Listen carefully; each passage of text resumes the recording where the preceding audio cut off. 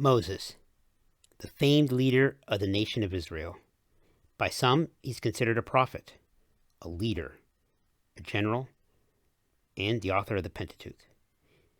When looking at Moses' character, there's a spectrum of beliefs and ranges that account of him in the Bible, from it being completely historically accurate in all the particulars, and those who say he's a complete work of fiction. Before we begin, I want to offer a disclaimer that the observations I am making in this video are not unique to me. Many of these observations go back to the medieval rabbinic scholars. While I had read the Pentateuch many times in my life, I, like many other religious readers, read it from an attitude of devotion and either missed or ignored many of the points that we will discuss today. The problems of the Pentateuch were first brought to my attention Thomas Paine, who some would say is the father of critical biblical studies, in his book Age of Reason. The Age of Reason is a thoughtful analysis of both the Old and the New Testaments and the subsequent religion that has evolved around them. This book is in the public domain and is easily found with any Google search. I would strongly encourage everyone to check it out. I will lay my cards on the table and tell you up front that in my opinion that Moses is a legendary figure. A legendary figure is somebody who may or may not be historical, but about whom stories have been handed down and embellished over many generations. It very well may be that Moses is a complete fiction, but I feel that this unnecessarily overstates the case. I think you can discard the historicity of the Pentateuch while still admitting that it's possible that there was a kernel of historical memory that survived in the final product of what we have in our Bible today. While it's quite possible that Moses' legend may have been based upon a real person, what is not possible is that the biblical account of Moses is historically accurate. A lot could be said about Moses, but today I'm going to look at just two of the biographical claims about Moses. One, that he is the author of the first 5 books of the Bible, commonly known as the Pentateuch. And two, we're going to look at whether the Exodus really happened. In order to evaluate whether Moses authored the Pentateuch, consider the following passages from Genesis chapter 12, verse 6. And Abraham passed through the land unto the place of Sichem, unto the plain of Moriah, and the Canaanites were then in the land. This passage is interesting because it refers to a time when the Canaanites were not in the land. As a reminder, Moses supposedly dies at the end of the book of Deuteronomy, prior to the supposed conquest of Joshua.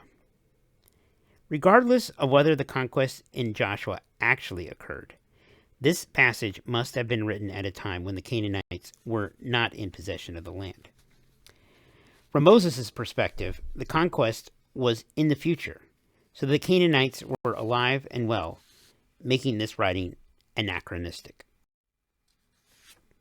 Another example of this sort of thing can be found in Genesis chapter 36, when the author recites the supposed descendants of Esau, who became Edomites. The author of this passage then goes on to list the names of the kings of Edom, and we come across verse 31, which states, And these are the kings that reigned in the land of Edom, before there reigned any king over the children of Israel. Genesis 36, verse 31.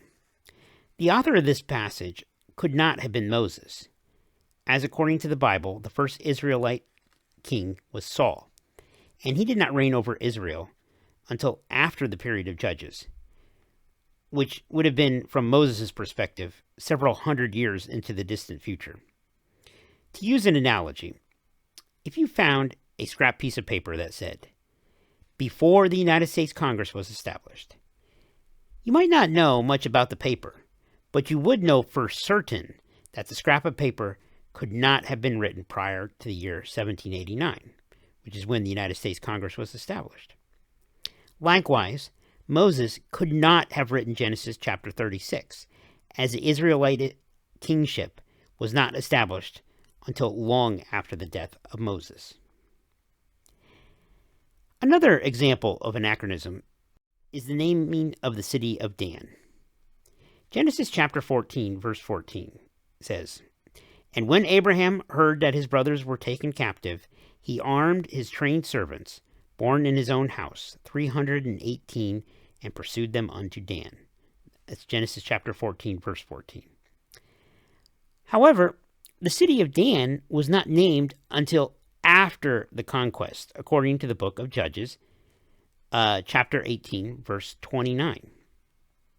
And they called the name of the city Dan, after the name of Dan their father, who was born unto Israel. Howbeit, the name of the city was Laish at the first. So Moses could not have referred to a city in Genesis that was not yet founded in his lifetime. Now, we could go on with further examples, but I think I have sufficiently made my point. Now, let's analyze whether or not the Exodus happened. Although I contend that the Exodus did not happen according to what is portrayed in the Bible, let's analyze the story on its own terms. How do we know when Exodus occurred? The Bible tells us in 1 Kings chapter 6, verse 1, that the Exodus occurred 480 years from the 4th year of King Solomon's reign. It says, and I quote, "And it came to pass in the 480th year after the children of Israel were come out of the land of Egypt, in the 4th year of Solomon's reign over Israel, in the month of Ziph, which is the 2nd month, that he began to build the house of the Lord." 1 Kings chapter 6, verse 1. Most scholars date Solomon's reign as starting in 970 BC. Now, you might be asking yourself how the date of 970 was arrived at for Solomon's reign. And the answer is that Solomon's reign can be cross-referenced with references to other datable Babylonian and Assyrian records. Now, I don't want to get sidetracked off of the Moses story, but there's plenty of material online that establishes the 970 date that you could look up. So, if we go with the Solomon's reign starting at 970, then the 4th year would have been 966. Then you add 480, and you'll get the year 1446 BC. The date of 1446, however, is highly problematic, because we know that at that particular time in history, Egypt owned the land that the children of Israel would have been escaping to. There's ample evidence that until approximately 1200 BC, Egypt dominated the area. So the Israelites would have been leaving one part of Egypt to go to a different part of Egypt. To give one example of many that could be given, would be the written accounts given by Pharaoh Thutmose III, who recorded his military campaigns in Megiddo, which is located near Galilee. Pharaoh Thutmose ruled from 1479 to 1425, thus blowing apart the timeline for the Exodus. Other scholars who ignore the passage in 1 Kings date the Exodus at 1225, pointing to the passage in Exodus chapter 1, verse 11, which states, "Therefore they did set over them taskmasters to afflict them with their burdens, and they built for Pharaoh treasure cities, Pithom and Ramses." That's in Exodus chapter 1, verse 11. The city of Ramses was built by Ramses II, who ruled from 1279 to 1213 BC. But if you date the Exodus to this time period, then you have a major problem, as the city of Jericho, so famously destroyed by Joshua, was in rubble for over 300 years by that time. So as you could see, whichever date you decide to go with for the Exodus, you have major historical problems. It should be noted that there is a rehashing of some old theories by filmmaker Tim Mahoney in his film called Patterns of Evidence. The film has been soundly debunked by scholars, and I will not discuss his theories here, other than to encourage the viewer to seek out legitimate scholarship on the issue. For myself, I have been greatly influenced on this topic by Professor Richard Friedman in his book, Exodus. I would also highly recommend the works of Israel Finkelstein, who has spent his career delving into this topic.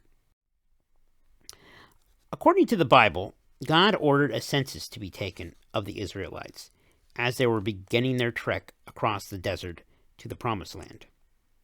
The first chapter of the book of Numbers gives us the results of that census, with each tribe listed. The sum total can be found in the 45th through the 47th verses, which read, "So were all those that were numbered of the children of Israel by the house of their fathers, from 20 years old and upward, all that were able to go forth to war in Israel. Even all they that were numbered were 600,000 and 3,550. But the Levites, after the tribe of their fathers, were not numbered amongst them." Numbers 1, verse 45 through 47. So if we take the Bible's numbers, then there were 603,500 men of military age. Then we must assume that there was roughly an equal number of women of the same age. And by the time you factor in children and the elderly who are older than military age, you arrive at a number near to 2 million persons.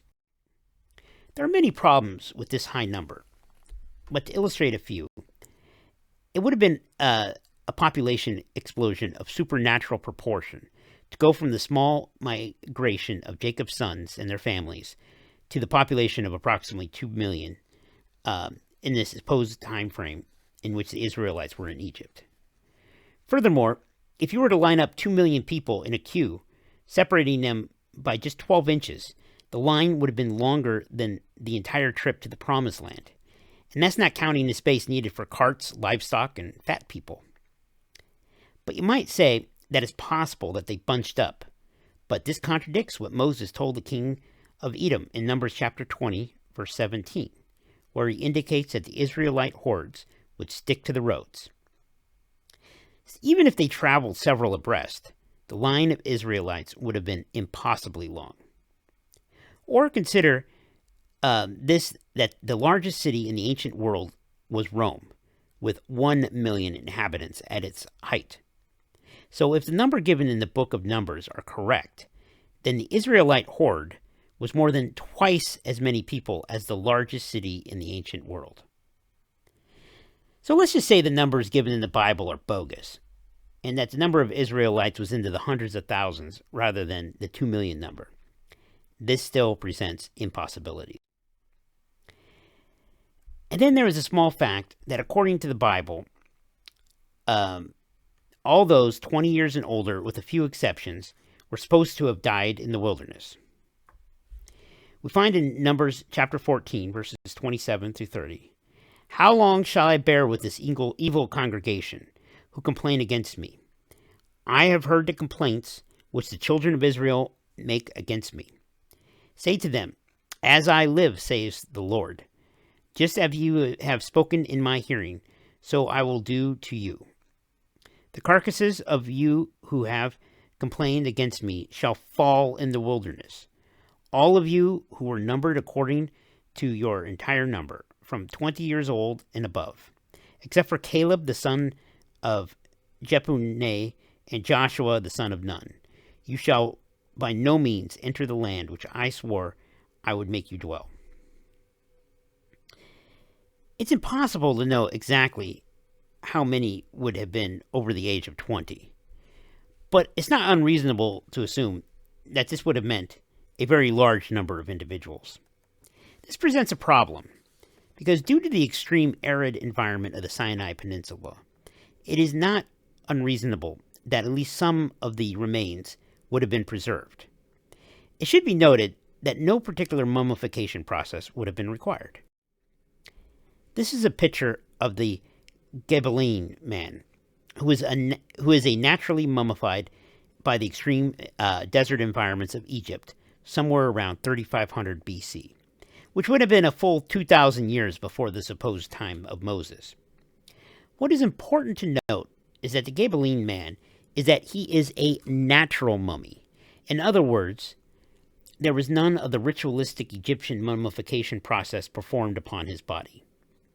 He is not the only natural mummy. There are many others like him in Egypt, in the Egyptian desert. But he happens to be the most famous example. With the biblical account of 1 million or more corpses being buried in the Sinai Peninsula during the supposed Exodus, then it would reason that some percentage of them would have been naturally mummified. But even if you couldn't find any natural mummies from the pertinent time period, then you would still expect to find at least some of the archaeological remains of hundreds of thousands of graves. So, if this story is true, then where are the bodies? But death is not the only inevitability of human existence. Let's talk about the other necessities of life. So if you have 2 million people living in tents during the Exodus, this presents sewage problems due to the prescribed rules that God handed down, where he explicitly regulates how the Israelites were to handle their bodily excrement. Deuteronomy chapter 23, verse 12 through 14 states, "Thou shalt have a place also without the camp, whither thou shalt go forth abroad. And thou shalt have a paddle upon thy weapon, and it shall be, when thou wilt ease thyself abroad, thou shalt dig therewith, and thou shalt turn back and cover that which cometh from thee. For the Lord thy God walketh in the midst of the camp." To have a campsite with hundreds of thousands of people, let alone millions, would make the practicality of establishing the latrines for the camp impossible. Imagine that you were in the midst of a camp with tens of thousands of tents, and that you needed to make a bowel movement. It would take you probably upwards of several hours or more to walk to the perimeter, to one of the probably several designated spots for the latrines as prescribed by God's commands in Deuteronomy. This problem is further compounded by the fact that the Bible indicates that the Israelites wandered in the desert for 40 years. The massive sewage problem that this would have created is insurmountable. The main reason that all major cities in the ancient world were located on rivers was at least partially to alleviate the sewage problem of having a large number of people in a small space. Furthermore, like the point made earlier about the graves, there would have been some evidence of these necessarily massive latrines that would survive to this day. The fact that there is no evidence for the graves required to bury the entire generation of the Exodus, nor is there any evidence of the mountains of human excrement that this expedition would have produced. But rest assured that although there may be no evidence of biblical-sized bowel movements, there's still plenty of bullshit to be found in this story.